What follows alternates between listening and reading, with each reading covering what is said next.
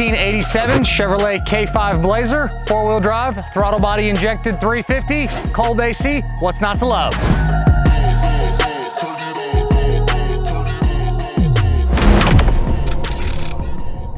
Today we have a 1987 Chevrolet K5 Blazer.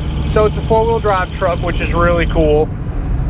It has a throttle body injected 5.7, so being that it's an 87, it does have the throttle body injection system on it. It doesn't retain its original motor. I don't know exactly when this motor was put in the truck, but it runs really well, more of a stock style driveline than anything. 700 R4 automatic overdrive transmission, so you can get it out on the highway and cruise at regular cruising speed, 65, 70, even 75 miles an hour. It'll be comfortable out on the highway for you. You do have AC, which has been converted to R134A, and it blows nice and cold. You have your power steering, power disc brakes, and one of the coolest things about this truck is it's got Flowmaster exhaust on it, so it sounds like a truck should sound going down the road. It still has manifolds, but it's duals, Flowmaster's tailpipes, great exhaust setup on it, and the drivability is fantastic. It doesn't beat you to death going down the road. Sometimes these Blazers or the K10s aren't the most comfortable trucks, but this one cruises down the road really nice. Mechanically, it feels very well ironed out. It's a good stock style driving Blazer. And again, I got that AC on right now. It's nice and cold in here, comfortable going down the road. On the interior, it's the factory Burgundy style interior. The driver's seat bottom does have a little bit of age to it, and you do have a dash cap sitting up on top, but the dash pad itself underneath most likely probably has some cracks underneath it, but the dash pad looks good. The headliner's in nice shape. The white interior panels here do have some fading, but the visors are in good shape. Carpet, floor mats, center console, back seat, all that does look good for a stock style interior.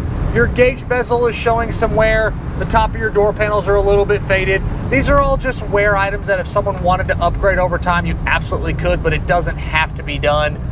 You do have an aftermarket stereo with some kick panel speakers on both sides, so you have a nice sound system in here. One other note going down the road, I will say, is the steering wheel is off center just a little bit, but the truck tracks down the road nice. You have your 4-wheel drive selector down on the floor there, and then obviously this is the column shift with your tilt column. Factory heat and AC controls. The little triangle cap that goes on the blower motor indicator, like where you flip it up through low, medium, and high, it obviously switches up through the settings, but the little cap that goes on the end of it is not there. Just small little disclaimers on the inside here. And then there's a few smaller things that are not working. The parking brake is not engaging because it does have those aftermarket kick panel speakers. The cruise control's not working. The power locks do not work off the switch, but you have the key fob right here, which as you guys can see or hear, it locks and it unlocks the switch. So the power locks do work, but it's off the key fob. And then the other items are your fuel gauge is not reading accurately and your voltage gauge is not reading properly. So a couple small things are not reading exactly like they're supposed to. The Does It Work section can be found on the website pcclassiccars.com in that additional media tab, so make sure you guys check that out. The Carfax and Autocheck will also be in there. There's no accidents or damage ever reported. Unfortunately, I don't have clear indication on what the true miles of the truck are, but the motor's been changed out at some point. So to be honest, it doesn't quite matter exactly on this particular truck. What I like to see is there is no accidents or damage ever reported. But we'll go ahead and roll into the throttle here a little bit.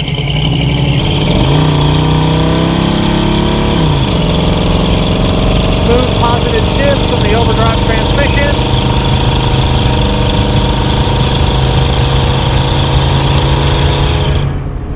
As far as the underneath goes, the truck does have a few little isolated spots here and there. On the lower interior portion of like the rocker, again on the flat interior portion, there's like a little square spot that's got a little bit of rust, and then a couple other small spots on the underneath of the truck. But overall it is solid, but you can find those few little areas, but nothing that's really scaring me away. The flat surfaces of the inner rockers look good. The frame's in nice shape, and overall, front to back on the bottom side of the truck is in good shape. On the exterior, this is where the truck's probably going to be the oldest. It is a factory two-tone black over bright red truck. The red portions of the truck is more of like a duller red than what it would have been from the factory, and the black Again, I don't know exactly when it was repainted, but it's got chips and flaws down low. It's got some little cracking spots in the paint, a few little isolated bubble spots here, showing here and there, kind of walking around the truck. There's a few little dings on the body side over in the red on the passenger side. In the additional media tab, that's going to be your best friend on this truck. It's got photos of all the imperfections. It's got photos of the wheels and tires, little things here and there, some of the weather stripping around like the hard top. That's got some age to it, just little things. This truck was never fully restored, but it still represents nice and you can still be proud to own it, but it does have its imperfections and shortcomings. The bumpers do have their little flaws as well. Kind of the overall vibe of the truck is a little bit older cosmetically, but again, you can still enjoy this truck, and if you get a little stone chip or other little flaw, it's not going to be the end of the world. For me, four-wheel drive trucks with the BFGs, it doesn't get any better if it's a Blazer or if it's a K10. They look great with the white letter BFGs. As far as your suspension and your four-wheel drive setup, you have your selector on the floor here. You have manual locking hubs up front, and the four-wheel drive system works correctly. Front end feels good. Just a little bit of play back and forth in the front end, but nothing that's unusual. The brakes do stop the truck nice with no major issues there. And for being a four-wheel drive truck, it's not beating me to death going down this bumpy road. It is a comfortable cruising four-wheel drive setup. Get heavier in the throttle. Again, that transmission kicks down like we want it to. As far as your glass goes, you do have a few little stone chips in the windshield. And then your side windows do roll up and down. They're a little bit slow, and then same thing with your back glass. You have the switch here on the dash. Going the wrong way there. It will go down, and it will make its way back up. It's a little bit slower on the way back up, but it does function. You have some vertical streaks in the side windows, probably the original glass to the truck. Rear view mirror does have its hazy spots here in the middle, but you can still clearly see out of the back. No overheating issues, and we're driving the truck pretty hard here. And it's getting warmer in Texas, so we're always checking our temperatures, and this one's staying where we need it to.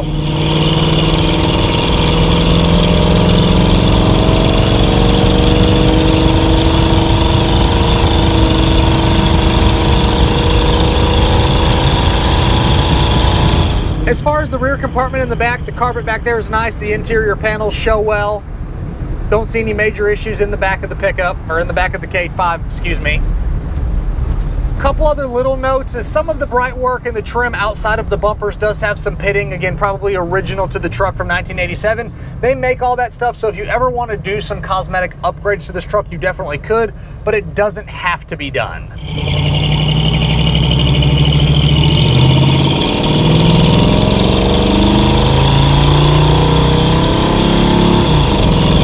As far as the engine compartment, the firewall looks good. The seam where these normally get rust on the firewall, it doesn't have any of those issues. Inner fenders look nice. Charging system's doing its job. Again, that AC's been converted to R134A, which is always a nice bonus. Hoses look good. The wiring in the engine compartment all checks out nice. So the disclaimers on this truck, you do have a few little leaks, little drips and seeps. It's going to happen from a truck that's not being regularly driven. So it does have some little fluid things underneath. You have the little handful of small things that are not working, and then the cosmetic stuff. But at the end of the day, this is an 87 K5 Blazer and a really cool color combo. These are always desirable trucks. We sell a ton of them here at PC Classic Cars. You could drive this truck, enjoy it just like it sits. You could fix a few of the little things, upgrade some things over time if you want to, but nothing has to be done at this exact moment.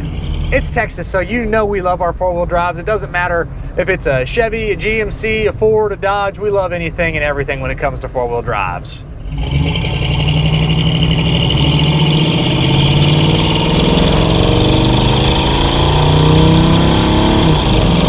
There's a little bit more of that exhaust note.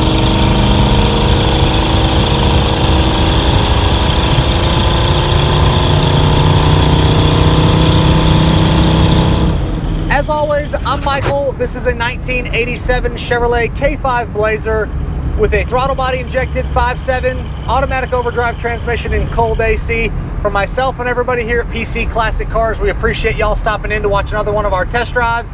Make sure you check out that additional media section on the website, pcclassiccars.com. Check out the content we're posting across the social platforms every single day, and we'll catch you guys on the next video.